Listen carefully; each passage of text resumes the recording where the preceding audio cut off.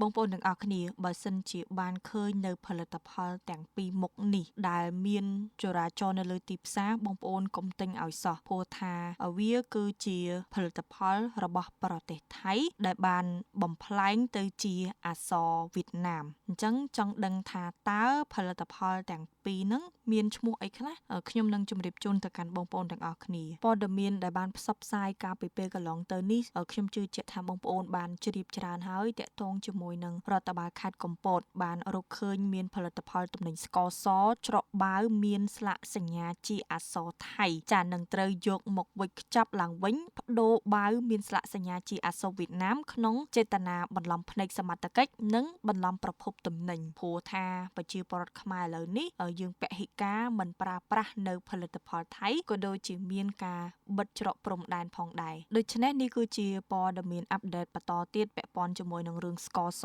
ដែលលួចនាំចូលពីថៃមកហើយបដូរនៅស្លាកទៅជាអក្សរវៀតណាមវិញដោយពេលកន្លងទៅថ្មីនេះអគ្គនាយកដ្ឋានកិច្ចការពីអ្នកប្រើប្រាស់និងការប្រកួតប្រជែងកបបនៃក្រសួងពាណិជ្ជកម្មបានធ្វើការប្រកាសដល់សាធារណជនក៏ដូចជាហាមឃាត់ទៅដល់ពាណិជ្ជករអាជីវករនិងប្រជាពលរដ្ឋទូទាំងប្រទេសកុំឲ្យនាំចូល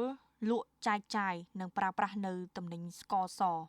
ដែលមានម៉ាកសញ្ញាថៃចំនួន2ដែលវាមានឈ្មោះដូចតទៅទី1 KBS Refined Sugar និង TRR Group Refined Sugar នេះបងប្អូនត្រូវចំណាំនៅ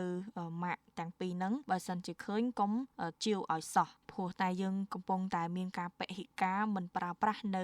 ផលិតផលសេវាកម្មឬក៏អីផ្សេងក៏ដោយឲ្យទៅពាក់ព័ន្ធជាមួយនឹងថៃមួយទៀតយើងការពារសុវត្ថិភាពសុខភាពរបស់យើងផងដោយសារតែយើងអត់ដឹងថាទំនិញដែលនាំចូលពីថៃហ្នឹងមានគុណភាពយ៉ាងណាទេដោយសារតែយើងមានចំនួនជាមួយគ្នាអញ្ចឹងមិនដឹងថាមានដាក់នៅសារធាតុគីមីឬក៏យ៉ាងម៉េចទេអ្វីដែលសំខាន់គឺយើង